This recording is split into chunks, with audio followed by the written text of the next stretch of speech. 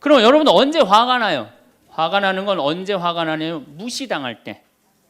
남편이 시댁 식구들 앞에서 아니면 성당 모임에서 우리 마누라는 할 줄 아는 게 아무것도 없다. 얼굴이 잘생겼나, 음식을 잘하나, 성격이 좋으나 마음에 드는 게 하나 없다고 정말로 남편이 구박하면은 정말로 속에서 부글부글 끓죠. 예, 내가 누구한테, 남편뿐만 아니라 다른 사람한테 내가 무시당할 때 우리는 화가 나요. 여기서 분노가 끌어올리죠. 또 남편들은 또 언제 화가 나요? 이 세상에서 아내한테 구박받을 처럼 화날 때가 없는 거예요. 당신 월급이 얼마냐? 우리 뭐 먹고 사냐? 누구 남편은 마누라 밍크코트 해줬대더라. 막 이러면은 남편도 막 홧김에 눈이 확 돌아가는 거죠. 여러분들도 남편 아내 말고 또 누구한테 무시당할 때 화가 나느냐면은 자식한테 무시당할 때 화나는 거예요. 더욱이 기가 막힌 거는 5살, 6살짜리한테 무시당하면요 막 끌어올라요. 여러분들 5살, 6살짜리가 막 엄마 말 안 듣고 살살 거짓말 시키면 화나요 안 나요? 뻔히 이놈이 거짓말하는 거 아는데도 살살 거짓말 시키면 엄마는 막 화가 나요. 그래갖고 엄마가 막 자백하라고 그러죠. 너 이게 거짓말 아니냐고. 그럼 애는 끝까지 감춰요. 그럼 엄마는 그거 감추는 게 화가 나갖고 애를 막 두들겨 패죠. 근데 사실은 여러분들 그 아이들한테 화나는 거는 애가 문제가 있어서 여러분들 마음 안에 화가 꽉 차 있어서 그래요. 아니 그 5살, 6살짜리가 거짓말하면 얼마나 하겠어요. 그리고 자기가 잘못하면은 거짓말하는 건 인간의 본능이에요. 여러분들 국회의원들 청문회 볼 때 보면 거짓말 해야 안 해요?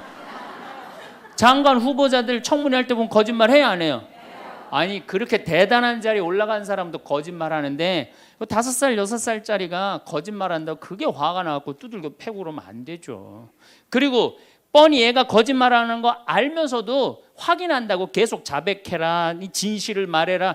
내가 보니까 거짓말하는 애가 나쁜 게 아니라 그렇게 몰아채는 엄마가 훨씬 나쁜 거예요. 그래갖고 마음 안에 뭐가 있느냐면은 너 한 번만 걸리기만 해봐라. 내가 가만히 두나 봐라. 그래갖고 한 번 걸리면은 한 번만 걸리기만 해봐라라고 95%의 엄마가 별론데요 자식들한테. 그리고 걸리면은 두들겨 패는 엄마가 한 50%가 두들겨 팬대요. 어렸을 때 자식들한테. 이게 문제죠. 예. 또 누구 때문에 화가 나요 여러분들? 죽지도 않는 시어머니 때문에 열받잖아요. 그냥 막 90, 100살이 됐는데도 그냥 안 죽고 그냥 건강하고 배고프다고 그러고 밥 내놓으라고 그러고. 또 우리 또 할머니들은 누구 때문에 화나요?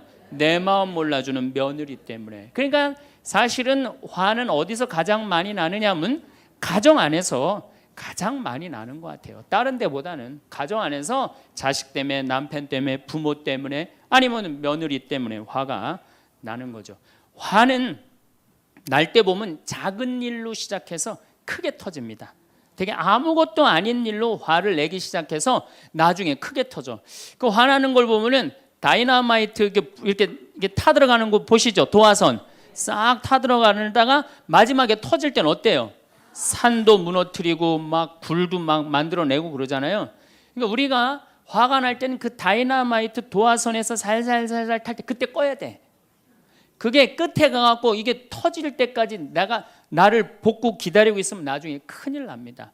여러분들 처음에 집에서 불이 났을 때 조그만 불이 났을 때 빨리 끄면은 그 다음에는 번지지도 않죠. 근데 그 끄지 않고 그냥 막 계속 놔두면은 나중에 불이 커지면 그땐 끄고 싶어도 꺼요 못 꺼요? 못 끄는 거예요. 그러니까 화라는 거는 잘 빨리 다스리는 훈련이 필요한 거예요. 그 다음에 화라는 단어를 보면 불화자야. 여러분들 화가 나면 막 불이 나는 거야 속에서. 이거를 다스리지 못하고 이거를 끄지 못하면은 우리가 점점 크게. 근데 화는 내면 낼수록 문제가 해결될까요? 문제가 꼬일까요? 화는 내면 낼수록 문제가 꼬여요. 제가 20년 전에 제가 알던 분 시동생이야. 근데 이 양반이 굉장히 다혈질이었어요. 성탄절 전날 불법 유턴을 하다가 걸렸어요. 걸려갖고 정경이 딱 잡아갖고 불법 유턴했습니다. 벌점 15점에 벌금 7만 원입니다. 나는 안 했다. 내가 분명히 봤습니다. 이놈의 새끼 안 했다는데 왜 자꾸 그러느냐? 너 경찰서장이 누구냐? 누굽니다. 그래 마침 친구였나 봐요. 내 친구인데 너 가만히 안 놔두겠다고 귀싸대기를 때렸어요. 정경 귀싸대기를. 했더니 정경이 가만히 있어요. 공무집행방해로 철창에 집어넣어 버렸어요. 그래서 거기서 길길이 뛰다가 그 자리에서 뇌출혈로 죽었어요. 불법 유턴한 거 하나 때문에. 근데 우리는 그런 일들 참 많아. 옛날에도 이 저기 공중전화 오래 한다고 그런 사건도 있었죠. 그냥 아무것도 아닌데 그냥 조금만 한 번만 내가 이 고개를 숙이면 되는데, 저도 강의 다니느냐고 멀리 강의 갈 때 시간은 다가오고 차는 막히고 그러면 제가 불법 유턴도 많이 하고 빨간불일 때 건너도 많이 가요. 정말로. 왜냐하면 나를 기다리는 분이 보통 500명, 1000명인 경우가 많잖아요. 서울 올 때가 제일 그럴 때가 많아요. 딱 걸리면 저는 딱 문 내리고 로만 칼라 딱 보여주면서 제가 뭐라고 그러냐면 정말 미안하다. 내가 불법 유턴한 거 내가 신호 어긴 거 인정한다. 그렇지만 내가 강의가 있어서 그러니까 좀 잘 좀 봐줘라. 그런 경찰들이 대부분은요. 침 뱉은 거, 안전벨트 안 한 거, 벌점 없는 걸로 끊어주지 굳이 그거 벌점 매기면서 끊어주는 경찰 없어요. 인생 살아가면서 고개를 한 번만 숙이면은 문제가 해결될 때가 너무 많아요. 근데 그 한 번을 숙이는 게 우리가 안 될 때가 참 많아요. 가끔 잘 하다가도 어느 날 안 숙여지는 날이 있죠. 그거를 숙이는 것을 훈련이 된 사람이 성숙한 사람이에요. 또 우리가 언제 화가 나요? 식구 가운데 자기만 손해보고 희생한다고 생각할 때 화나요? 안 나요? 오빠는 대학 보내고 나는 고등학교밖에 안 보냈어. 그럼 부모님한테 막 화가 나요? 안 나요? 나죠? 성당에서도 화날 때가 언제예요?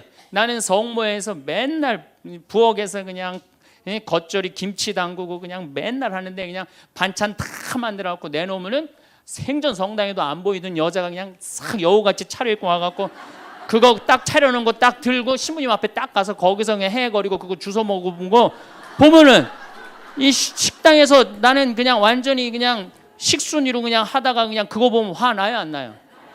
나죠? 내가 손해 본다고 생각할 때 화가 나는 거예요. 성당 공동체에서 제일 미치는 건 뭐냐면은 누군가 자기를 비난하고 다니고 있어. 근데 그 사람이 누군지를 모르겠어. 나를 두고 분명 욕을 하는데 그럴 때 화가 나요? 안 나요? 날 때 많죠. 열받는 분 계신가 보다. 내가 시집 가서 내 시동생 어버 키우고 대학 보내고 장가 보내고 시누이도 그렇게 시집 다 내보냈어. 그래갖고 정말로 똥구멍이 찢어지게 가난한 집에 이 집에 와갖고 정말 다 이렇게 하고 다 먹고 살 만큼 해놨어. 그런데 환갑이 됐어. 그래갖고 야 내가 시집 와갖고 그렇게 잘해줬는데 내 환갑 때 다이아 반지를 해갖고 올 것이냐 유럽 여행 티켓을 갖고 오실 것이냐 기다리고 있는데 시동생 시누이들이 딱 환갑 때 왔는데 10만 원 봉투에 딱 넣어갖고 왔어. 그거 보면 열 받아요? 열 안 받아요? 열 무지하게 받죠. 네. 그래갖고 내가 너희들하고 인간관계를 갖나봐라. 그리고 인간관계 끊고 사는 사람들도 많아요. 해준 게 돌아오지 않을 때. 그렇죠? 내가 잘해줬는데 돌아오지 않을 때. 근데 우리는 살아가면서 여러분들 이제까지 은혜 받은 만큼 다른 사람한테 은혜 갚으셨어요? 저는 신부 되기까지 많은 신부님들, 많은 수녀님들, 많은 교우들이 저를 도와줬어요. 근데 신부 돼갖고 일일이 그분들한테 쫓아다니면서 다 감사했는가? 생각해보니까 다 하지 못했더라고요. 나도 다 감사하지 못했는데 내가 그 감사를 받지 못한다고 화낼 필요는 없지 않는가 그런 생각이 들어요. 많은 사람들 화나는 경우가 어떤 경우가 여러분들 화가 많으냐면 자기가 완전한 사람이라고 생각할 때 자기 판단이 옳다고 생각할 때 그걸 옳다고 믿을 때 화가 나요. 많은 분들이 어떤 경우가 있느냐면은 내가 관상 좀 볼 줄 아는데 그 사람 틀렸어. 아니면 내가 관상 좀 볼 줄 아는데 그 사람 진짜 괜찮은 사람이야. 이 중에 관상 못 보는 사람 어디 있어? 50년, 60년 살으면은 딱 보면 다 알지. 그렇죠? 그런데 그게 맞는 경우도 있고 틀리는 경우도 참 많아요. 근데 우리는 어떤 착각을 갖고 있냐면 내가 적어도 판단하는 건 맞다고 생각해요. 다 여기 저를 포함해서 여러분들 모두가 그런 생각을 해요. 근데 그게 허물어졌을 때 화가 나는 거예요. 그게 허물어졌을 때. 제가 지난달에 뉴욕에 강의를 갔었어요. 퀸즈 성당이라는 데서 강의를 했는데 교우들이 진짜 많이 나왔어요. 정말로 꽉 찼어요. 강의를 하는데 정말로 반응이 아주 좋더라고요. 이 강의가 끝나고 이제 본당 신부님하고 사제관을 올라가는데 따라오는데 이게 한국 사람이 안 따라오고 미국 여자가 따라오는 거예요. 미국 여자가 따라와갖고 그러는 거예요. 신부님, 자기가 신부님 강의를 한국말을 잘 못 알아들어서 잘 알아듣지는 못하지만은 너무 감동을 받았다고. 신부님은 정말로 하느님의 사람이라고. 나는 듣다 내 강의를 정말로 감동받다 못한 미국 여자까지 내 강의를 감동을 받는구나.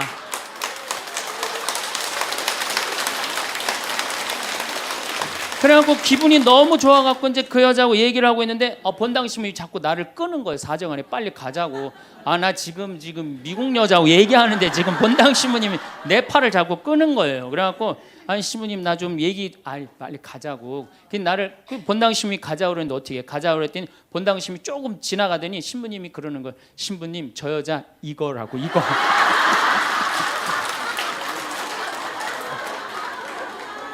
한국에서 강의만 오면은 강의 오는 신부님한테 쫓아다니면서 저런다고. 난 내가 강의 잘해갖고 그런 줄 알았더니 쫓아와갖고 그냥. 내가 성당 봉사한다고 해서 모두가 나를 알아봐 줄 거라고 착각해서는 안 됩니다. 22년생 할머니야. 머리가 하얀 할머니가 자기가 돌아가신 추기경 형님하고 동갑이라는 거예요. 근데 추기경 형님이 항상 자기하고 친한데 동창이라고 그랬다는 거예요. 추기경 형님, 김수환 추기경 형님이. 근데 자기는 그때 할머니가 88살 정도 됐던 걸로 기억이 나요. 88년 동안 살면서 이렇게 훌륭한 신부님 강의 처음 들었다는 거예요. 이야, 내가 정말로 인기가 많은가 보다. 그래갖고 할머니가 신부님 손을 한 번만 잡으면 죽어도 여한이 없다는 거예요. 이제 이 나이에. 그래서 할머니 감사합니다. 그리고 할머니 손을 잡았는데 이 할머니 하시는 말씀이 난 오늘 우리 차동엽 신부님 손을 잡아서 죽어도 여한이 없다는 거예요. 차동엽 신부님 손을 잡아서.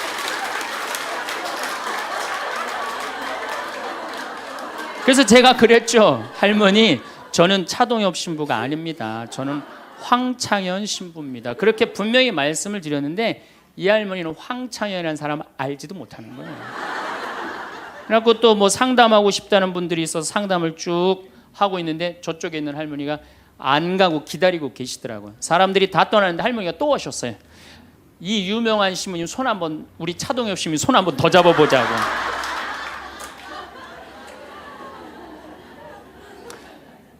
모든 사람들이 나를 인정해주지 않는다 하더라도, 모든 사람들이 나를 알아주지 않는다 하더라도 실망하실 필요 없어요. 그리고 우리가 인생 살아가면서 모든 사람이 나를 인정해주는 일은 없어요. 모든 사람들한테 인정받는 건 쉬운 일이 아니고 인정받으려고 할 때 우리 인생이 피곤해지고 화가 난다 이거예요. 제가 2년 전에 평화방송에 강의를 한 2달 정도 했어요. 많이 한 것도 아니에요. 2달. 그런데 정말로 인기가 대단하더라고. 막 전화가 얼마나 오는지. 특히 천주교 교우들은 의외로 전화를 안 하더라고. 개신교 성도들이 얼마나 전화를 많이 하는지 몰라요. 신부님 너무너무 설교 좋다고. 천주교 교우들은 왜 전화하느냐 하면은 천주교 교우들은 원래 입이 무겁잖아요.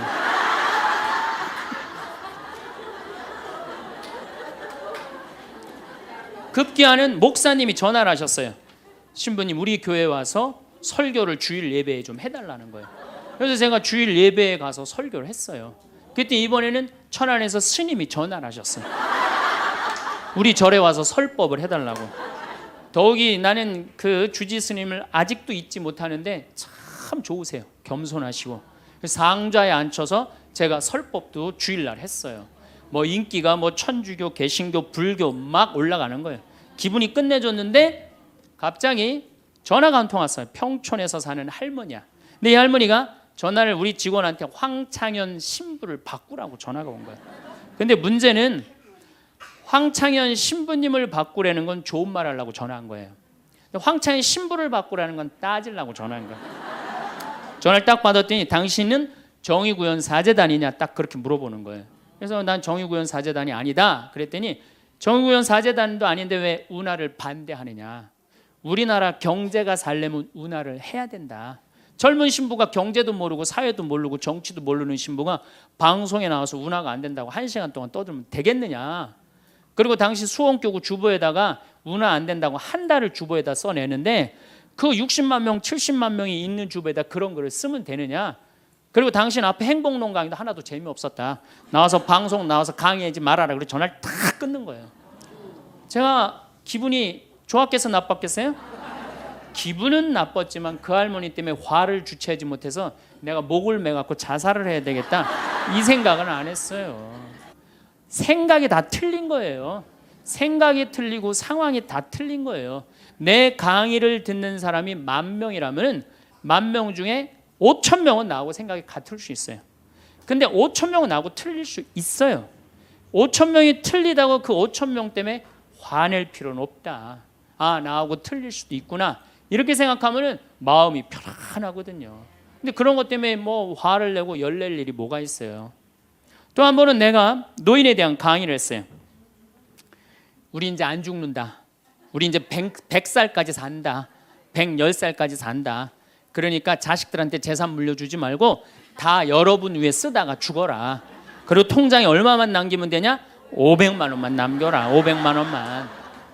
그렇게 마음껏 쓰다가 죽을 때는 돌아다니다 지치면은 그냥 죽을 땐 꼴까닥 죽어라. 네, 이렇게 강의를 했더니 아, 정말로 할머니들이 이번에는 전화를 무지하게 하는 거예요. 너무너무 내 노년을 확실히 알려줘서 고맙다고.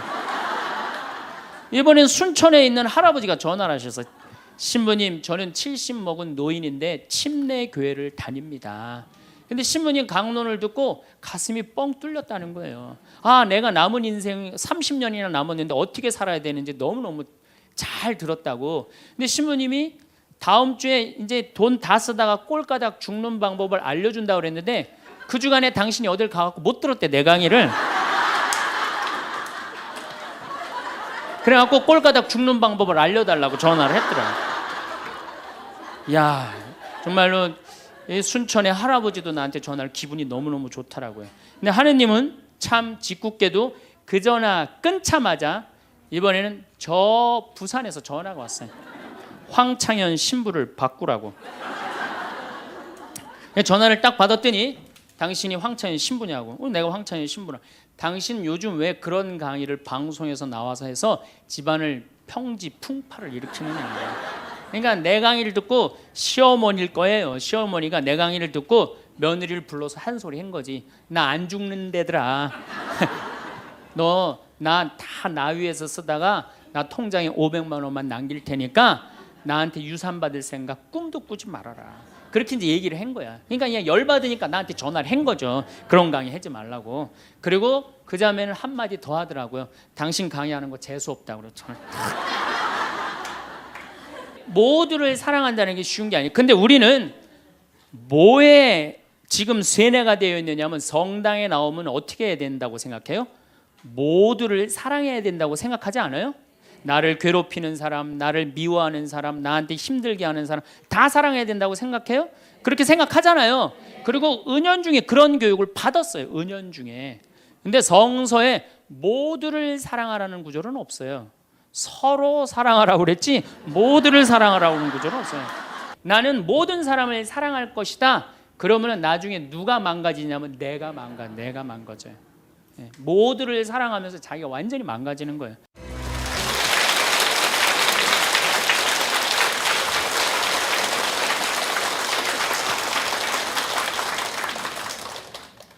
천미수님, 반갑습니다. 오늘은 우리가 화나십니까? 라는 주제로 강의를 하도록 하겠습니다. 만약에 우리가 인생 살아가면서 이 화만 안 내도 우리 인생이 굉장히 평탄할 것 같아요. 근데 가끔 잘 참다가도 그냥 갑자기 한번 화가 나면은 막 모든 게 막 뒤죽박죽 되시지 않으세요? 저는 이 한국 사회를 보면은 화로 꽉 찬 것 같아. 며칠 전에 그 지하철 2호선에서 할머니 한 분이 손자 같은 그 딸을 손녀 같은 아이를 머리채를 막 힘도 얼마나 좋으신지 그냥 막 하는 모습을 보면서 정말 우리나라에 화가 꽉 차 있구나. 우리 인생을 살아가면서 분노를 억제하지 못하고 돌이킬 수 없는 잘못을 저지를 때가 참 많아요. 홧김에 어떨 때는 부모도 죽여요. 홧김에 남편도 죽이고 홧김에 아내도 죽이고. 그래서 이 화를 잘 다스린다는 게 굉장히 중요한 것 같아요. 그럼 여러분들 언제 화가 나요? 화가 나는 건 언제 화가 나냐면 무시당할 때. 남편이 시댁 식구들 앞에서 아니면 성당 모임에서 우리 마누라는 할 줄 아는 게 아무것도 없다.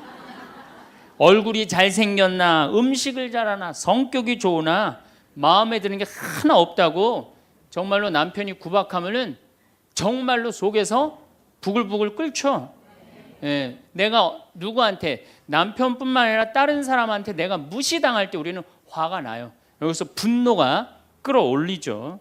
또 남편들은 또 언제 화가 나요? 이 세상에서 아내한테 구박받을처럼 화날 때가 없는 거예요. 당신 월급이 얼마냐? 우리 뭐 먹고 사냐? 누구 남편은 마누라 밍크코트 해줬대더라. 막 이러면은 남편도 막 홧김에 눈이 확 돌아가는 거죠. 여러분들도 남편 아내 말고 또 누구한테 화날 때, 누구한테 무시당할 때 화가 나느냐면은 자식한테 무시당할 때 화나는 거예요. 더욱이 기가 막힌 거는 5살, 6살짜리한테 무시당하면요 막 끌어올라요. 여러분들 5살, 6살짜리가 막 엄마 말 안 듣고 살살 거짓말 시키면 화나요 안 나요? 뻔히 이놈이 거짓말하는 거 아는데도 살살 거짓말 시키면 엄마는 막 화가 나요. 그래갖고 엄마가 막 자백하라고 그러죠. 너 이게 거짓말 아니냐고. 그럼 애는 끝까지 감춰요. 그럼 엄마는 그거 감추는 게 화가 나갖고 애를 막 두들겨 패죠. 근데 사실은 여러분들 그 아이들한테 화나는 거는 애가 문제가 있어서 여러분들 마음 안에 화가 꽉 차 있어서 그래요. 아니 그 5살, 6살짜리가 거짓말하면 얼마나 하겠어요. 그리고 자기가 잘못하면은 거짓말하는 건 인간의 본능이에요. 여러분들 국회의원들 청문회 볼 때 보면 거짓말 해야 안 해요? 장관 후보자들 청문회 할 때 보면 거짓말 해야 안 해요? 아니 그렇게 대단한 자리에 올라간 사람도 거짓말 하는데 5살, 6살짜리가 거짓말한다고 그게 화가 나갖고 두들겨 패고 그러면 안 되죠. 그리고 뻔히 얘가 거짓말하는 거 알면서도 확인한다고 계속 자백해라, 진실을 말해라. 내가 보니까 거짓말하는 애가 나쁜 게 아니라 그렇게 몰아채는 엄마가 훨씬 나쁜 거예요. 그래갖고 마음 안에 뭐가 있느냐면은 너 한 번만 걸리기만 해봐라. 내가 가만히 두나 봐라. 그래갖고 한 번 걸리면은 한 번만 걸리기만 해봐라라고 95%의 엄마가 별론데요 자식들한테. 그리고 걸리면은 두들겨 패는 엄마가 한 50%가 두들겨 팬대요. 어렸을 때 자식들한테. 이게 문제죠. 예. 또 누구 때문에 화가 나요 여러분들? 죽지도 않는 시어머니 때문에 열받잖아요. 그냥 막 90, 100살이 됐는데도 그냥 안 죽고 그냥 건강하고 배고프다고 그러고 밥 내놓으라고 그러고. 또 우리 또 할머니들은 누구 때문에 화나요? 내 마음 몰라주는 며느리 때문에. 그러니까 사실은 화는 어디서 가장 많이 나느냐면 가정 안에서 가장 많이 나는 것 같아요. 다른 데보다는 가정 안에서 자식 때문에, 남편 때문에, 부모 때문에, 아니면 며느리 때문에 화가 나는 거죠. 화는 날 때 보면 작은 일로 시작해서 크게 터집니다. 되게 아무것도 아닌 일로 화를 내기 시작해서 나중에 크게 터져. 그 화나는 걸 보면은 다이너마이트 이렇게 타들어가는 거 보시죠? 도화선 싹 타들어가다가 마지막에 터질 때는 어때요? 산도 무너뜨리고 막 굴도 막 만들어내고 그러잖아요. 그러니까 우리가 화가 날 때는 그 다이너마이트 도화선에서 살살살살 탈 때 그때 꺼야 돼. 그게 끝에 가갖고 이게 터질 때까지 나를 복구 기다리고 있으면 나중에 큰일 납니다. 여러분들 처음에 집에서 불이 났을 때 조그만 불이 났을 때 빨리 끄면은 그 다음에는 번지지도 않죠. 근데 그 끄지 않고 그냥 막 계속 놔두면은 나중에 불이 커지면 그땐 끄고 싶어도 꺼요 못 꺼요? 못 끄는 거예요. 그러니까 화라는 거는 잘 빨리 다스리는 훈련이 필요한 거예요. 내가 김치찌개 저녁에 요즘 배춧값이 너무 뛰었다고 그래서 딴 데 이 배춧값 신경 쓰느냐고 김치찌개를 좀 짜게 끓였어. 남편이 딱 한 숟갈 먹어보니 이놈의 마누라 맨날 끓이는 김치찌개 하나 제대로 못 끓이느냐고. 그럼 부인이 여보 미안해 요즘 배추 한 포기에 15,000원이래. 그래서 내가 그 어떻게 올 겨울에 김장을 할까 그걸 고민하다가 간 보는 걸 깜빡했어. 그러니까 오늘은 다른 반찬하고 먹으면 다른 날은 내가 맛있게 해줄게. 이렇게 말하는 마누라는 한 명도 없어요. 당신이 나 외식 시켜줘 봤어? 아니 김치찌개가 짠 날도 있고 맛있는 날도 있죠. 어떻게 맨날 당신 입에 딱딱 맞춰서 끓여주느냐고. 그럼 남편이 외식도 못 시켜주고 그래서 좀 미안해갖고 다른 반찬하고 먹으면 다행인데 남편 절대 안 지죠. 너는 맨날 집에서 텔레비전만 보고 해는 일이 뭐 있느냐고. 집안 청소를 제대로 하느냐 반찬을 맛있게 하느냐. 그러면은 부인이 당신이 나 옷 하나 제대로 안 사주고 그래서 나 텔레비전에서 그거 내 아이 쇼핑하는 거다. 그럼 또 남편이 넌 시집 올 때 해갖고 온 게 뭐가 있는데. 이러면은 점점 김치찌개로 시작해서 부부 능력 시집 올 때까지, 그리고 이제 나중에는 이렇게 사느니 너 죽고 나 죽자. 그래갖고 여러분들 뉴스 보도를 보면요 자세히 보면요 이런 뉴스가 굉장히 많이 나요. 아파트 15층에 느닷없이 14층에서 불이 나요. 그래갖고 소방관들이 와서 불을 끄고 주위 사람들 증언을 들어보면은 밤새 고함 소리가 오고 가고 난 뒤 불길이 치솟았다. 그러니까 이 홧김에 이렇게 사느니 너 죽고 나 죽자. 그래서 이불 방 한가운데다 갖다 놓고 석유 뿌리고 그리고 불 지르는 게 방화의 14%래요. 홧김에 지르는 불이 14%래요. 그 다음에 이 화라는 단어를 보면 불화자야. 여러분들 화가 나면 막 불이 나는 거야 속에서. 이거를 다스리지 못하고 이거를 끄지 못하면은 우리가 점점 크게. 근데 화는 내면 낼수록 문제가 해결될까요? 문제가 꼬일까요? 화는 내면 낼수록 문제가 꼬여요. 제가 20년 전에 제가 알던 분 시동생이야. 근데 이 양반이 굉장히 다혈질이었어요. 성탄절 전날 불법 유턴을 하다가 걸렸어요. 걸려갖고 정경이 딱 잡아갖고 불법 유턴했습니다. 벌점 15점에 벌금 7만 원입니다. 나는 안 했다. 내가 분명히 봤습니다. 이놈의 새끼 안 했다는데 왜 자꾸 그러느냐? 너 경찰서장이 누구냐? 누굽니다. 그래 마침 친구였나 봐요. 내 친구인데 너 가만히 안 놔두겠다고 귀싸대기를 때렸어요. 정경 귀싸대기를. 그랬더니 정경이 가만히 있어요. 공무집행방해로 철창에 집어넣어 버렸어요. 그래서 거기서 길길이 뛰다가 그 자리에서 뇌출혈로 죽었어요. 불법 유턴한 거 하나 때문에. 근데 우리는 그런 일들 참 많아. 옛날에도 공중전화 오래 한다고 그런 사건도 있었죠. 그냥 아무것도 아닌데 그냥 조금만 한 번만 내가 이 고개를 숙이면 되는데. 저도 강의 다니느냐고 멀리 강의 갈 때 시간은 다가오고 차는 막히고 그러면 제가 불법 유턴도 많이 하고 빨간불일 때 건너도 많이 가요. 정말로. 왜냐하면 나를 기다리는 분이 보통 500명, 1000명인 경우가 많잖아요. 서울 올 때가 제일 그럴 때가 많아요. 딱 걸리면 저는 딱 문 내리고 로만 칼라 딱 보여주면서 제가 뭐라고 그러냐면 정말 미안하다. 내가 불법 유턴한 거 내가 신호 어긴 거 인정한다. 그렇지만 내가 강의가 있어서 그러니까 좀 잘 좀 봐줘라. 그런 경찰들이 대부분은요 침 뱉은 거, 안전벨트 안 한 거, 벌점 없는 걸로 끊어주지 굳이 그거 벌점 매기면서 끊어주는 경찰 없어요. 인생 살아가면서 고개를 한 번만 숙이면은 문제가 해결될 때가 너무 많아요. 근데 그 한 번을 숙이는 게 우리가 안 될 때가 참 많아요. 가끔 잘 하다가도 어느 날 안 숙여지는 날이 있죠. 그거를 숙이는 것을 훈련이 된 사람이 성숙한 사람이에요. 그 사람이 정말로 어디다 내놔도 그 사람 문제 없이 살 사람이에요. 화날 때마다 그냥 막 집어 던지고 막 그러는 사람 주위에 친구 하나도 없어지죠. 또 우리가 언제 화가 나요? 식구 가운데 자기만 손해보고 희생한다고 생각할 때 화나야 안 나요?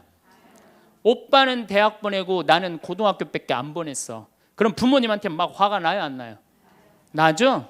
성당에서도 화날 때가 언제예요? 나는 성모에서 맨날 부엌에서 그냥 겉절이 김치 담그고 그냥 맨날 하는데 그냥 반찬 다 만들어갖고 내놓으면은 생전 성당에도 안 보이던 여자가 그냥 싹 여우같이 차려입고 와갖고 그거 딱 차려놓은 거 딱 들고 신부님 앞에 딱 가서 거기서 그냥 헤헤거리고 그거 주워 먹은 거 보면은 이 식당에서 나는 그냥 완전히 그냥 식순이로 그냥 하다가 그냥 그거 보면 화 나요, 안 나요? 나죠? 내가 손해 본다고 생각할 때 화가 나는 거예요. 성당 공동체에서 제일 미치는 건 뭐냐면은 누군가 자기를 비난하고 다니고 있어. 근데 그 사람이 누군지를 모르겠어. 나를 두고 분명 욕을 하는데 그럴 때 화가 나요, 안 나요? 날 때 많죠. 열받는 분 계신가 보다. 내가 시집 가서 내 시동생 어버 키우고 대학 보내고 장가 보내고 시누이도 그렇게 시집 다 내보냈어. 그래갖고 정말로 똥구멍이 찢어지게 가난한 집에 이 집에 와갖고 정말 다 이렇게 하고 다 먹고 살 만큼 해놨어. 그런데 환갑이 됐어. 그래갖고 야, 내가 시집 와갖고 그렇게 잘해줬는데 내 환갑 때 다이아 반지를 해갖고 올 것이냐, 유럽 여행 티켓을 갖고 오실 것이냐 기다리고 있는데 시동생 시누이들이 딱 환갑 때 왔는데 10만 원 봉투에 딱 넣어갖고 왔어. 그거 보면 열 받아요, 열 안 받아요? 열 무지하게 받죠. 그래갖고 내가 너희들하고 인간관계를 갖나 봐라. 그리고 인간관계 끊고 사는 사람들도 많아요. 해준 게 돌아오지 않을 때. 그렇죠? 내가 잘해줬는데 돌아오지 않을 때. 근데 우리는 살아가면서 여러분들 이제까지 은혜 받은 만큼 다른 사람한테 은혜 갚으셨어요? 저는 신부 되기까지 많은 신부님들, 많은 수녀님들, 많은 교우들이 저를 도와줬어요. 근데 신부 돼갖고 일일이 그분들한테 쫓아다니면서 다 감사했는가? 생각해보니까 다 하지 못했더라고요. 나도 다 감사하지 못했는데 내가 그 감사를 받지 못한다고 화낼 필요는 없지 않는가, 그런 생각이 들어요. 제가 신학교 다닐 때 우리 학장 신부님이, 돌아가신 배문환 신부님이 영성훈화 할 때 아주 이해하지 못하는 훈화를 꼭 하셨어요. 여러분들은 본당 신부가 돼갖고 교우의 40%만 지지를 받아도 여러분들은 성공하는 신부입니다. 근데 전 신학생 때 이해가 안 갔어요. 신학생 때 왜 이해가 안 갔느냐면은, 내가 신학생 때 인기가 얼마나 좋았느냐면은 막 방학 때 가면은 주일학교 애들이 막 매달려갖고 길을 못 갔어요. 지금이야 뭐 이상한 세상이 돼갖고 그러지 못하지만은 25년 전만 해도 애들이 신학생들을 얼마나 매달리고 좋아했어요. 초등학교 애들이. 중고등학교 애들은 내가 방학 끝나고 신학교 돌아가면은 애인 군대 보내는 것처럼 그렇게 섭섭하고 편지 보낸다고 그러고 학사님 보고 싶다고 그러고, 본당에서 아줌마들은 나보면 죽어 좋아서. 그런데 신부가 돼갖고 교우의 40%가 나를 지지해 주지 않는다? 신학생 때도 인기가 이 정도라면 본당 신부 돼갖고 인기가 더 높을 거 아니에요. 그래서 신학교 그 영성훈화를 이해를 못했어요. 근데 막상 제가 신부가 되고 보니 교우의 40% 지지받는 거는요, 하늘의 별 따기보다도 어렵더라고요. 왜냐하면은 우리나라 지금 통계적으로 미사 참여율이 25% 나와요. 그러니까 정말로 그 신부님이 지지받는 신부님이다, 제대로 40% 지지받는 신부님이다, 그러면은 교우의 40% 미사 참여율 나와야 될 거 아니에요. 그러니까 교우가 1000명이라면 400명은 나와야 될 거 아니에요. 2000명이라면 800명이라면 나와야 되는데 2000명 중에 800명 나오는 본당은 없어요. 2000명이라면 한 500명 정도, 600명 정도 나와요. 많이 나와요. 우리나라 평균적으로. 그러니까 40% 지지받는다는 게 어려워. 예수님은 나 환자 10명 고쳐줬는데 몇 명 돌아왔죠? 1명 돌아왔어요. 그러니까 여러분들 주위에 있는 사람들 10명한테 잘해줬어. 10명한테 잘해줬는데 9명이 돌아오지 않는다고 해서 섭섭할 필요가 없다는 얘기죠. 그러니까 1명이라도 돌아오면은 다행인 거예요. 그러니까 모든 사람들한테 인정받는 일이 쉬운 일이 아니다. 많은 사람들 화나는 경우가, 어떤 경우가 여러분들 화가 많으냐면 자기가 완전한 사람이라고 생각할 때, 자기 판단이 옳다고 생각할 때, 그걸 옳다고 믿을 때 화가 나요. 많은 분들이 어떤 경우가 있느냐면은 내가 관상 좀 볼 줄 아는데 그 사람 틀렸어. 아니면 내가 관상 좀 볼 줄 아는데 그 사람 진짜 괜찮은 사람이야. 이 중에 관상 못 보는 사람 어디 있어? 50년 60년 살으면은 딱 보면 다 알지. 그렇죠? 그런데 그게 맞는 경우도 있고 틀리는 경우도 참 많아요. 근데 우리는 어떤 착각을 갖고 있냐면 내가 적어도 판단하는 건 맞다고 생각해요. 다 여기 저를 포함해서 여러분들 모두가 그런 생각을 해요. 근데 그게 허물어졌을 때 화가 나는 거예요. 그게 허물어졌을 때. 제가 지난달에 뉴욕에 강의를 갔었어요. 퀸즈 성당이라는 데서 강의를 했는데 교우들이 진짜 많이 나왔어요. 정말로 꽉 찼어요. 강의를 하는데 정말로 반응이 아주 좋더라고요. 이 강의가 끝나고 이제 본당 신부님하고 사제관 올라가는데 따라오는데 이게 한국 사람이 안 따라오고 미국 여자가 따라오는 거예요. 미국 여자가 따라와갖고 그러는 거예요. 신부님, 자기가 신부님 강의를 한국말을 잘 못 알아들어서 잘 알아듣지는 못하지만은 너무 감동을 받았다고. 신부님은 정말로 하느님의 사람이라고. 나는 듣다 내 강의를 정말로 감동받다 못한 미국 여자까지 내 강의를 감동을 받는구나.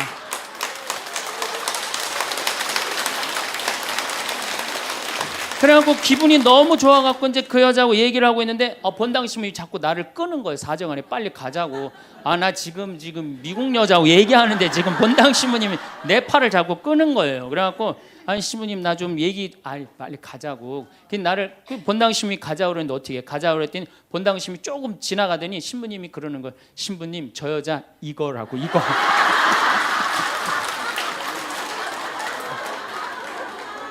한국에서 강의만 오면은 강의 오는 신부님한테 쫓아다니면서 저런다고. 난 내가 강의 잘해갖고 그런 줄 알았더니 쫓아와갖고 그냥. 내가 성당 봉사한다고 해서 모두가 나를 알아봐 줄 거라고 착각해서는 안 됩니다. 성당에서 열심히 봉사하는 우리 형제 자매님들 가운데 요셉 형제 없으면 우리 성당 쓰러져. 마리아 자매님 없으면 우리 성모에 없어져. 우리 데레사 자매 없으면 성가대 없어져. 그 말 믿지 마세요. 없어져도 성당 잘 돌아가요. 성가대에서 데레사 자매 빠져도 오히려 더 잘 돼.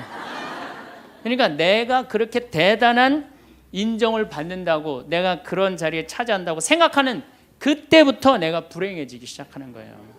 제가 늘 가끔 드리는 말씀이지만은 제가 작년 5월 달에 서울 오금동 성당에 강의 갔어요. 강의를 갔는데 그때도 막 많이 모였어요. 여러분들만큼. 그때는 베드로 얘기를 했어요. 베드로가 여러분들 굉장한 분이에요. 만약에 예수님한테 베드로가 없었다면 예수님이 없을 정도로 베드로는 예수님한테 절대적인 존재였어요. 막 그런 얘기를 막 하고 막 그러는데 교우들이 반응이 대단히 좋았어요. 그래서 이제 강의 1강의가 끝나고 쉬는 시간이 됐는데 22년생 할머니야. 머리가 하얀 할머니가 자기가 돌아가신 추기영 형님하고 동갑이라는 거예요. 근데 추기영 형님이 항상 자기하고 친한데 동창이라고 그랬다는 거예요. 추기영 형님, 김수환 추기영 형님이. 근데 자기는 그때 할머니가 88살 정도 됐던 걸로 기억이 나요. 88년 동안 살면서 이렇게 훌륭한 신부님 강의 처음 들었다는 거예요. 이야, 내가 정말로 인기가 많은가 보다. 그래갖고 할머니가 신부님 손을 한 번만 잡으면 죽어도 여한이 없다는 거예요. 이제 이 나이에. 그래서 할머니 감사합니다. 그리고 할머니 손을 잡았는데 이 할머니 하시는 말씀이 난 오늘 우리 차동엽 신부님 손을 잡아서 죽어도 여한이 없다는 거예요. 차동엽 신부님 손을 잡아서.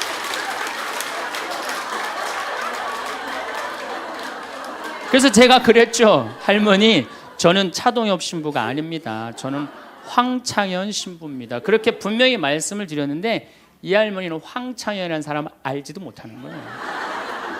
그래갖고 또 뭐 상담하고 싶다는 분들이 있어서 상담을 쭉 하고 있는데 저쪽에 있는 할머니가 안 가고 기다리고 계시더라고요. 사람들이 다 떠나는데 할머니가 또 오셨어요. 이 유명한 신부님 손 한번 우리 차동엽 신부님 손 한번 더 잡아보자고.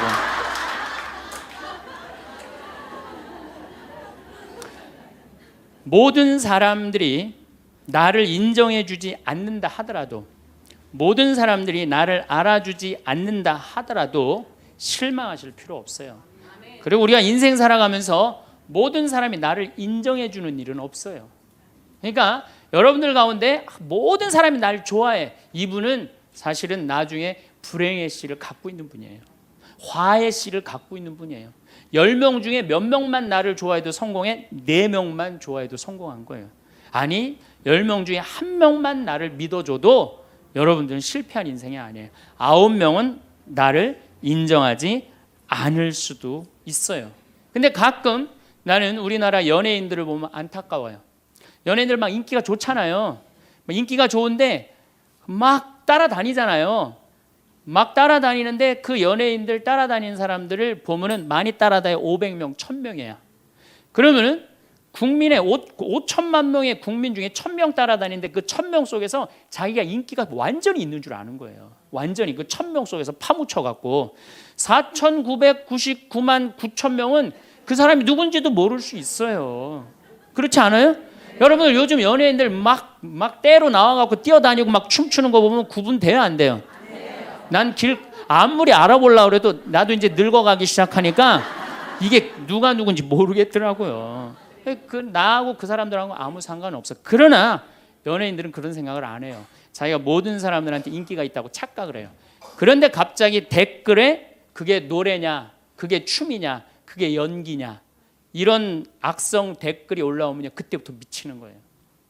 그래갖고 그 악성 댓글을 올려봤자 내가 보기에는 정신 나간 사람이 올리거나 아니면은 자기 마음에 안 드는 사람 올리는데 많이 올려야 50명, 100명도 안 올릴 거예요. 자기를 좋아하는 연예인들은 일반 대중들은 보통 한 5,000명, 10,000명 되면은 그런 악성 댓글을 올리는 사람은 10명, 20명도 안 될 거예요.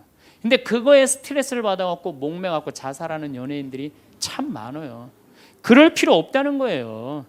최진실 씨가 이 세상 떠난 지 벌써 이제 2년 됩니다. 참 안타까운 연예인이에요.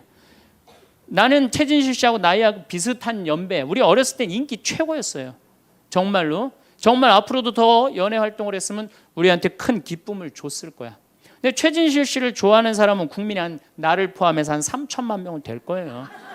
근데 최진실 씨가 세상 떠날 때 악성 댓글을 한 사람 4사람밖에 안 돼요. 너무너무 안타깝죠. 그러니까 우리가 살아가면서 여러분들도 여러분들한테 막 나쁜 소리를 하는 사람은 한둘이야. 근데 그 한둘도 내가 보기엔 제정신 가진 사람은 아니다. 그러니까 모든 사람들한테 내가 인정받지 못한다고 그래서 화낼 필요는 없다. 제가 17년 전, 벌써 18년 전이네요. 철산성당이라는 경기도 광명 보좌 신부를 했어요. 보좌 신부를 했는데 거긴 교우가 14,000명이야. 14,000명. 예비자 교리반을 딱 맡았는데 100명이 딱 있는 거예요. 새로 신부는 됐지. 그냥 교리 교환을 신학교 때 얼마나 공부를 열심히 하고 준비를 열심히 했어요. 100명이 있으니까 기분이 너무 좋더라고요. 그래서 그냥 교리를 그냥 얼마나 열심히 했는지 몰라요. 근데 한 달이 지났는데 늘어나도 전찬을 판국에 이게 줄어들기 시작하는 거예요. 90명으로 줄어드는 거예요. 2달이 지났는데 80명으로 줄어드는 거예요. 3달이 지났는데 진짜 딱 반토막이 나더라고. 50명으로. 그랬더니 봉사자들이 맥주하고 안주를 사갖고 와서 나를 위로해 주는 거예요. 신부님 실망하지 말아라. 원래 교리반이 이렇게 어중이 떠중이 다 떠나고 이렇게 오리지널만 3개월 지나면 딱 남는다. 그리고 실망하지 말으셔야 되는 이유가 수녀님 반은 더 떨어졌다. 그러니까 실망하지 말아라. 그때 제가 뭐라고 그랬냐면 여러분들은 요한복음 6장도 읽어보지 않았느냐. 요한복음의 6장에 무슨 얘기가 나오는 예수님이 5,000명 먹인 기적 얘기가 나와요. 근데 요한복음 4장에 보면 예수님이 죽어가는 고간의 아들을 살려요. 그냥 예수님 활동하자마자 첫 기적은 요한복음에서 첫 기적은 가나에 술 많게 하는 기적이고 두 번째 기적이 뭐냐면은 죽어가는 고간의 아들을 살리는 거예요. 그럼 죽어가는 고간의 아들을 여러분들 본당 신부가 새로 발령받아 와서 내 아들이 암으로 막 죽어가. 근데 신부님이 가정 방문 와갖고 내가 안수기도 한번 해볼게. 그래갖고 안수기도를 해줬는데 암으로 막 죽어가려고 그러는 아들이 살아났어. 그럼 그 신부님 인기가 본당에서 어떨 것 같아요? 성당 안 나오던 교우들도 그 신부님 구경하러 다 나올 거 미사 참례. 예수님 엄청나게 따라다녔어요. 그런데 요한복음 5장에 보면 예수님이 38년 동안 벳자다 연못에서 누워있던 사람을 지나가다가 측은한 마음이 들어서 일으켜 세워요. 근데 신부님, 우리 시어머니는 중풍으로 38년 동안 누워 있었다고. 그럼 내가 또 한번 안수기도 해볼게. 가서 안수기도 했는데 시어머니가 38년 만에 일어났어. 그럼 본당 신부님 인기는 하늘을 찌르는 게 아니라 하늘을 뚫고 올라갈 거예요. 그 정도로 예수님 인기가 그렇게 좋았어요. 그래갖고 이 사람들이 예루살렘에서 예수님이 그런 기적을 하셨는데 예수님을 갈릴레아 호수까지 몇 명이 따라가느냐면 5천 명이 따라갑니다. 자기네들 스스로 제자라고 그러면서 5천 명이 따라가요. 5천 명이 따라가는데 보니까 3일 동안 이 사람이 밥을 못 먹어. 그러니까 예수님이 빵 5개, 물고기 2마리로 5천 명을 먹여요. 그러니까 당시 유대인들이 뭐라고 그러냐면 우리가 드디어 기다리던 왕이 왔다. 왕으로 억지로라도 모시자. 그래요. 그러니까 예수님이 딱 사라졌다가 저녁에 딱 나타나는데 갈릴레아 호수에 나타나는데 성서에 25에서 30 스타디온 정도 배가 떨어져 있었다고 그랬어요. 그럼 완 스타디온은 얼마냐? 한 200m 정도를 완 스타디온, 한 스타디온이라고. 여러분들 스타디온이 어디서 온 말이에요? 스타디움이라는 스타디움 한 바퀴를 돌고 있습니다. 그러잖아요. 그 스타디움이 성서에서 나오는 스타디온에서 나온 얘기예요. 그러니까 한 스타디온은 한 200m 정도 되는 거예요. 그걸 30 스타디온을 걸었다면은 얼마를 걸은 거냐면은 6km를 걸은 거, 무리를 쫙. 미치는 거죠. 사람이 무리를 걸은 거를 보면 미치지 않아요. 만약 여러분들 내가 강의한다고 저 뒤에서 걸어서 안 들어오고 공중부양으로 떠서 쫙 들어온다고 생각을 해봐. 강의할 필요 있어요, 없어요? 잠깐 떴다가 그냥 쫙 나가면 그걸로 끝이지. 그러니까 당시의 유대인들은 예수님한테 완전히 반한 거예요. 근데 다음날 예수님이 이상한 말을 해요. 참으로 확 끼얹어요. 내가 진실로 진실로 너희에게 말한다. 너희가 사람의 아들의 살을 먹지 않고 그의 피를 마시지 않으면 너희는 생명을 얻지 못한다. 그러나 내 살을 먹고 내 피를 마시는 사람은 영원한 생명을 얻고 나도 마지막 날에 그를 다시 살릴 것이다. 내 살은 참된 양식이고 내 피는 참된 음료다. 군중들이 눈이 동그래요. 여러분들은 살 먹고 피 먹는 얘기 하도 많이 들어서 안 이상하죠?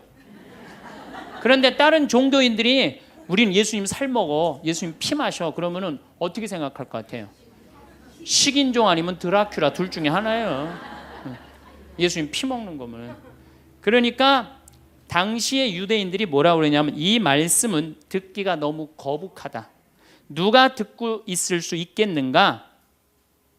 그러니까 그러면서 떠나요. 그러니까 예수님이 당신의 말씀을 두고 투덜거리는 것을 속으로 아시고 그들에게 이르셨다. 이 말이 너희 귀에 거슬리느냐?